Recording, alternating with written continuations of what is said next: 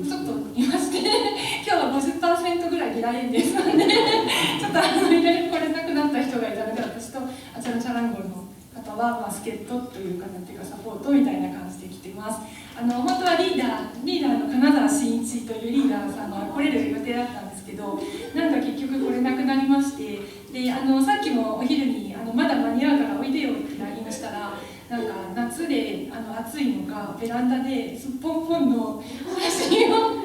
彼の子供なんですけど、子供さんに水浴びしてるそういう写真を送ってきまして、皆さん頑張ってください、皆さんよろしくお願いしますということでした。お願いします。で1曲目はプログラムにはちょっと入ってなかったんですけど、ラ・ケーナでした。今日はもうかぶるマルキ名古屋とか愛知県の方言でかぶるだらけっていう意味なんですけど、でいきたいと思います。で次は夢です。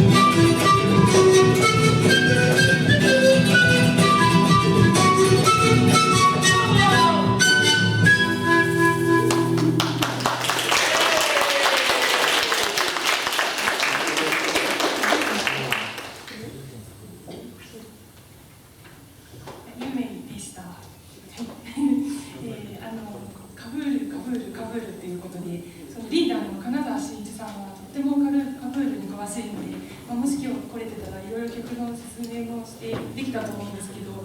私はカブールって言いますと流暢ケーナのイメージがあって、ケーナがとても荒削りで野生動物みたいなことがなんか学生の時ちょっと恐れをもしまして、ああいうの方に逃げてしまったんで、実はあんまりカブールはあんまり語れないものですから、皆さんのは多分詳しいと思うので、今日は曲の紹介でいきたいと思います。次はペナ・インディアです。